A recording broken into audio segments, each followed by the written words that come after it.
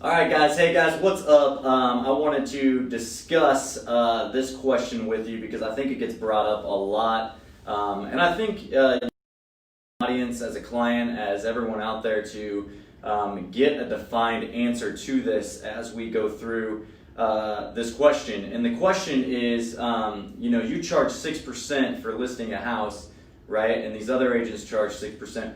What do you actually do to earn that 6%? I think that's a fair question. I think it's a good question to ask, and I think your realtor should have a good answer to answer that question for you. And let me just start with this. As I've got older and as I began to go about through life, there's a couple things that I've realized, right, as I've been getting older. And one of those things is you get what you pay for. And I don't mean that to be ignorant or rude or arrogant or anything like that. But really, as I think about my life, like there's a lot of things that I pay more for nowadays, right? Like I pay more for better clothing than I did back when I was in high school or college or even earlier in my day than I do now. Why? Because I believe in a brand or a quality that is better, that's going to last me longer, so that I'm not constantly going back and buying those things again, right? So I'll go spend an extra $20, $40, $60 on something that I know is going to last longer, right? And so that's one thing that I kind of like to talk about as we move forward with this. Like, there's a lot of agents out there. I mean, let's be real. Let's talk about this, because there's a lot of agents out there that they'll list your house for 4%, 4.5%, sometimes even less than that. And then there's others that will charge 5.5%, 6%, 6.5%, 7%. So why such the big difference? Well, I think that goes back to exactly what I just said. You get what you pay for. And what I mean by that is usually a lot of the people that use the agents that are paying the 6.5%, 6% to an agent listing their house, they come to find out that that experience for them was a lot smoother and a lot better than it was previously if they used someone that charged less. And why is that? Why is it that somebody can charge less and they can provide or essentially to the naked eye do the exact same things that the other agent is doing, right? Well, I think there's a couple things that come along with that, and let me speak into it. First of all, if someone is willing to list your house with a less commission rate, right? What's that say about, I want you to think about this, what does that say about what they're going to negotiate and their negotiating skills for when they're going to negotiate the purchase price on your house? Think about that for a minute. Like, are they going to be someone that's going to go to bat for you and that's going to fight for you and that's going to take a stand for you when things come in and when things are being negotiated? I don't know. That's for you to decide and for you to think about. But I think that's a good question to ask. I think another question to ask is simply this: why don't they believe in the value that they provide? Like, they only believe that they're worth 4%. Okay, so why aren't they worth 6%? Like some of these other agents and what some of these other agents are doing. I think there comes an opportunity for you to ask that question of, why do you believe that your value is only worth 4% or 4.5%? Because at the end of the day, again, we're going to get into this because what do you actually do, right? Like, I won't take a listing at the end of the day less than 6%. Unless you're like one of my close family members or something, in the case where I'm representing you as the seller and the buyer, and I may be going to 5.5% to save you half a percentage there. I don't really go less than that. And the reason being is I believe in the value that I provide.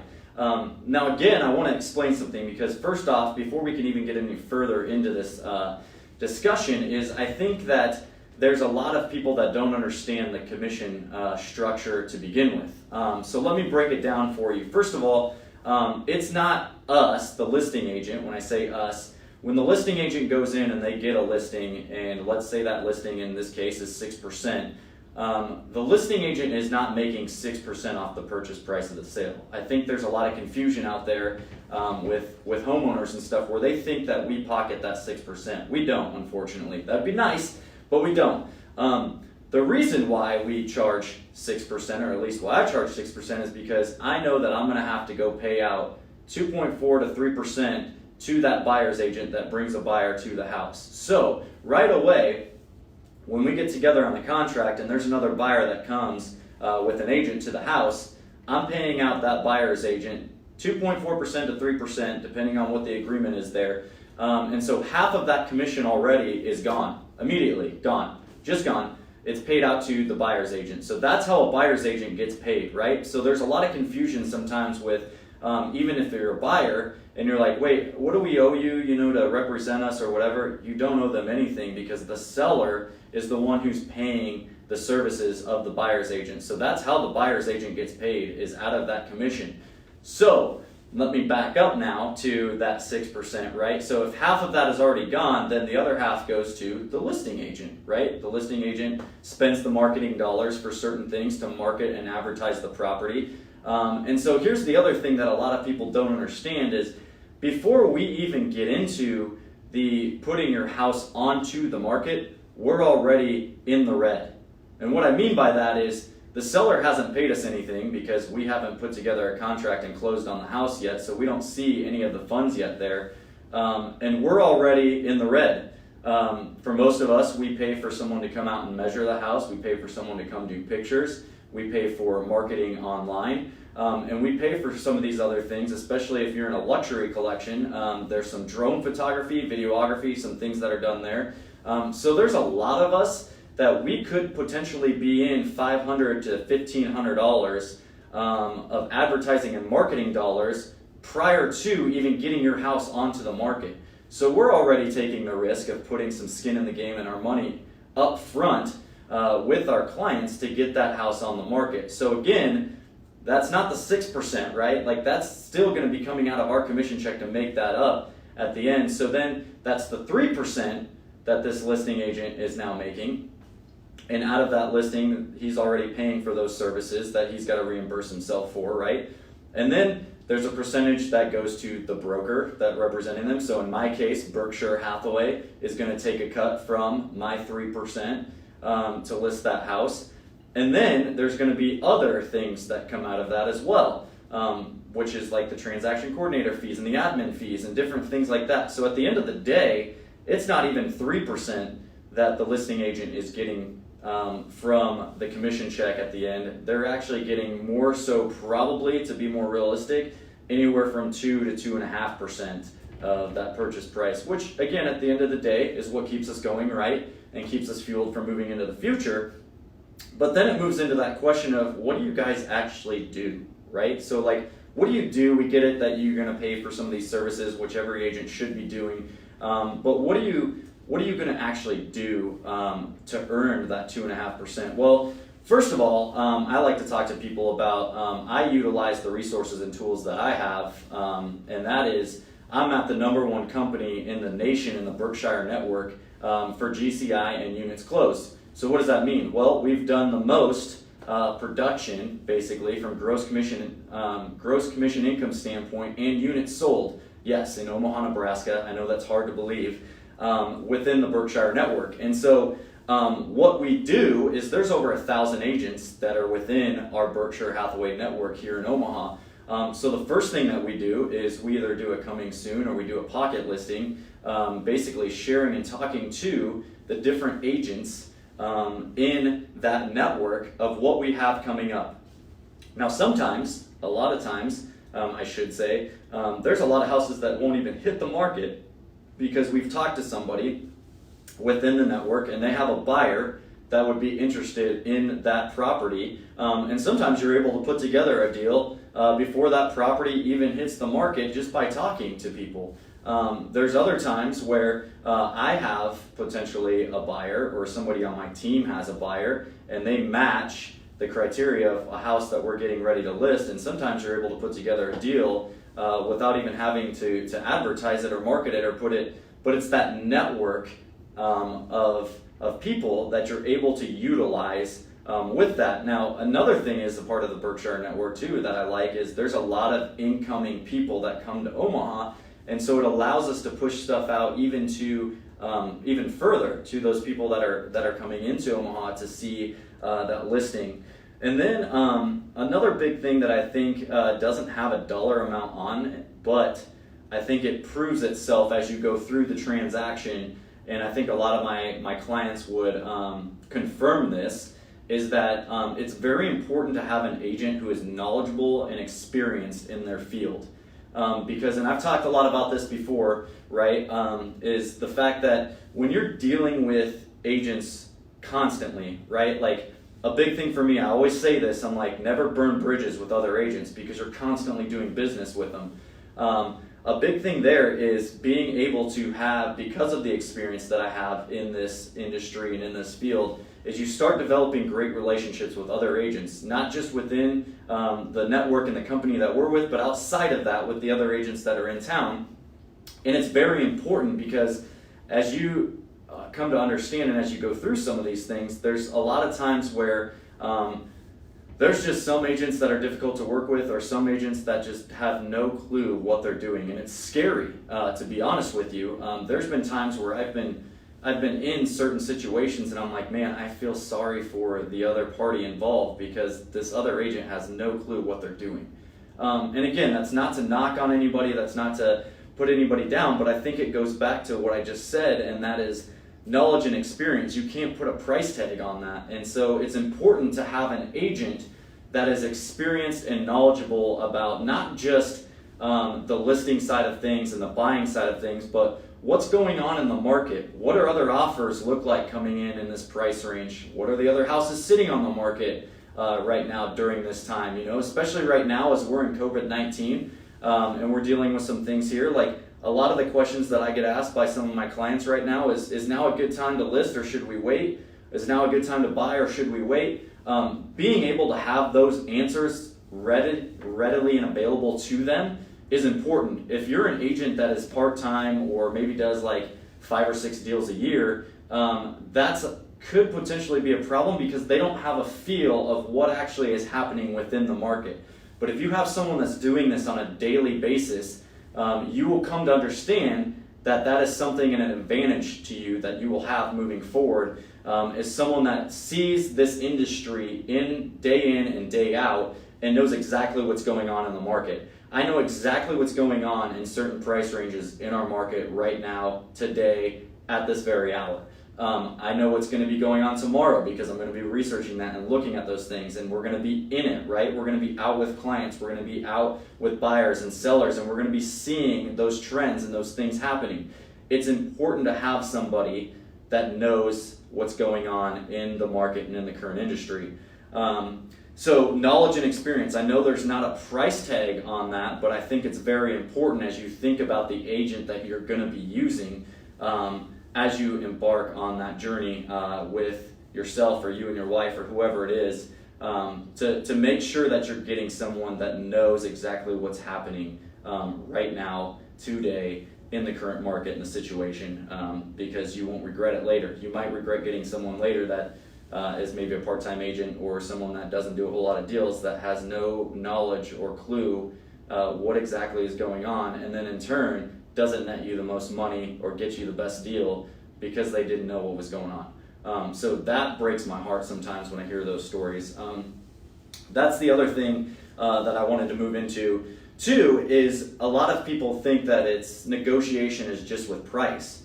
And unfortunately, and the truth of the matter is negotiation is just the price is just the negotiation and the beginning of negotiating throughout the entire process and contract. And when you think about it, like there's so many other things that that help to basically that you need to know as a client going through some transactions as it relates to negotiation. Another big negotiating thing, obviously, is besides price, is going to be, you know, what are the other things included with the house? You know, like what appliances are going to be included with that? Are there certain things that come along with the house that the buyer wants that the seller has available, or vice versa? Are there going to be, you know, think about inspection items, right? So like when an inspection's done, how do you know what to go negotiate? Like what's normal, what's not normal, what's too much to ask for, what, like, again, that goes back to the knowledge and the experienced agent of knowing what it is exactly that you should be asking for to get fixed, or that you should fight for to get fixed or repaired throughout that process, right? So again, having someone in your corner to go negotiate those things for you, I think is very important, and I think something that some people just don't give a lot of thought to, but it's taking a firm stance, should I say, on a lot of those things, because some of those things are very important, and then there's other things that aren't. But how are you supposed to know that if you're the first time selling a house and you've got a buyer giving you a list of 20 different things that they want fixed? Are you just going to go fix all 20 things, or are you going to rely on your realtor to kind of walk you through that and negotiate those things that should or shouldn't be fixed? So again, I think it's important to just know that there's other things other than price that we're doing or that we're negotiating throughout the process. And so I think that's important. Another thing is providing you guys, our clients, with a trusted network of professionals. And I think this is another thing, again, that you can't put a price tag on, but is very important with who those people are that your realtor works with, right? So for example, I can just think of 5 or 6 different things that might come up that you might need a trusted professional for throughout the transaction. 1, a lender. 2, a title company. 3, an inspector. 4, you've got a contractor for repairs, right? And some of those things. Let's see here. 5, like when you get done with like your closing, maybe it's you need a security person or a locksmith or something like that to come help change out the locks. Like, I could go on and on down this list of trusted professionals that you would want your network to be connected to if you're an agent, but also if you're the client, because a lot of times you have no clue who these trusted people are, or networks or resources or businesses are, and so you're going to rely heavily on your realtor to kind of walk you through that. I'll give you a perfect example, and this just happened recently. And I won't say her name over the air, although I'd like to because I appreciate her. But we just got together on a deal probably about, 6 months, 8 months ago. And I referred to her some contractors that did some work for her. She was like, hey, this fireplace is outdated and things like that. We really want to get this wall situated for where we can, have some people over and entertain our guests, but we just don't like the way this looks. Do you have someone that you could recommend to us? And I recommended to them some of the contractors that I trust and work with, and that I actually used to work for before I got into real estate. That's another story down the road. But basically, I got a text from her the other day, and she posted all over social media. She just said, "Thank you, Ryan, so much for the work and the referral that you gave us, recommending these contractors to us." She posted photos of before and after, and they were amazing and great. And those are the things that make your heart just smile. And I commented below, and I was like, man, this looks amazing. They did a great job. Awesome. But again, what does that do, right? That provides comfort, peace, trust to your clients to be able to not only trust you through a real estate transaction, but to trust you with other networks that you have of professionals that are out there. I can't tell you how often I'm referring out business to painters, electricians, all those other people that come up throughout the transaction or after a transaction. And I speak about this a lot too. I say, you guys, something you need to understand, and what I tell my clients all the time at the end of the transaction at the closing table, I said, you may have felt like you've got my value, and I provided value to you throughout the transaction, which I hope you did and you felt. But really, you're going to find out that my value, my true value, will come to fruition when this contract is done, everything's signed, the closing's over with, and then you're 3 months, 4 months, 6 months, a year, 2 years, 3 years down the road, and you need someone to help with something around the house, or you need a connection to somebody, or whatever the case is. I hope I'm that resource for you, and that's what I tell them. I don't care if that's a resource for a pediatrician. I don't care if you need a doctor. I don't care if you need a surgeon or some of these other people, an attorney. It's more people that come to mind. But I can't tell you on a daily basis how many people are reaching out to me and saying, hey, do you know someone that does XYZ? Right? I think that's important to think about when you are going to hire someone that isn't just your realtor, but they're a part of this trusted network of professionals for you. So at the end of the day, like, yes, it's a 6% fee that you're getting charged to list your house, right? And to have that realtor represent you. But that 6% should go a long ways, and it should go someplace from not just the next 30 to 45 days through a transaction, but the rest of your life. And I hope and pray that my clients feel that value with me as they move after the close and the sale of their house, and they realize that they can trust me as it comes to some of these other things. Those are the things that are important. That's what's going to provide that value, right? So what do you actually do, right? Like, that's the thing that I think most people need to understand is, yes, are we professionals and are we knowledgeable and experienced throughout this transaction? And that's why you should use us and why we provide that value and what that should pay for, right, at the end of the day. But it goes above and beyond that. And that's the thing that I want to challenge my listeners with is, I'm sure there's some people listening and there's other people out there, because we hear these stories all the time with, you know, my experience with my past realtor wasn't very good. And a lot of times it's because, like, you know, I had them sit down with me at the listing table, we signed paperwork, and then I never heard from them again. You know, those are the things that make me almost angry, because it's like, you know, that person was in it for the transaction, that's it. They didn't care about the individual, they didn't care about their client's best interest. But that's why it's important to understand who the realtor is that's representing you, why they're representing you, and what their value is, right? And if their value is 3.5%, 4%, that should raise a red flag for you. Because at the end of the day, saving a couple $1,000s on your commission, is it really worth it when you come to find out that you had a horrible experience throughout the process and you didn't feel like someone was in your corner going to bat for you? At the end of the day, that's got to be your decision. But what I'm telling you is, I would much rather pay a little bit more. Again, you get what you pay for. I would pay a little bit more to have somebody that is trustworthy, that walks in integrity, that's going to do the right thing, that's even going to advise me if I should walk away from a property to do that, and is going to show me that they're not in it for the transaction, but they're in it for my best interests. I want the agent that's going to be knowledgeable and experienced, that's going to negotiate not just the price but other things throughout the transaction, and that's going to provide me with a trusted network of professionals. Like, that's the type of person that I'm going to want to work with. You know, another example, and I'll leave you with this, but as I was getting ready to prepare to invest in a website for our team, and we're just got this process started. We've got a new developer that is developing a whole new website for us from scratch.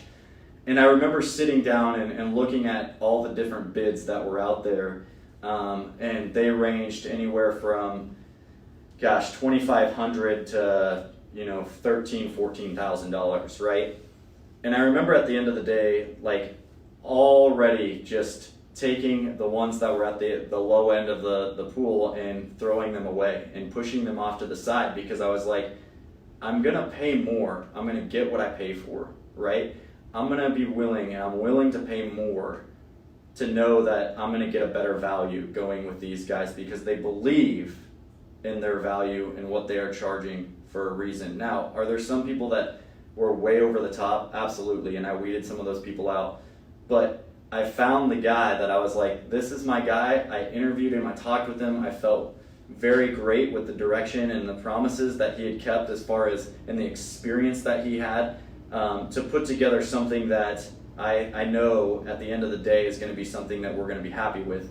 But it took some investigation, it took some questions, it took some research to do that. And that's what I'm saying for you guys is, at the end of the day, don't just go with somebody that your family member or whoever referred to you through that process, unless you know them really well. But if you don't know that person, like, it's okay to start doing some research and investigating and finding out, okay, who's the best fit for us, who's going to go to bat for us, who's going to provide that value for us. Because at the end of the day, that's what you're going to want. That's what hopefully that you will get. I know that you will get that with us as you go through the Potter Real Estate Group. But and all of my clients, I would hope, would vouch for that.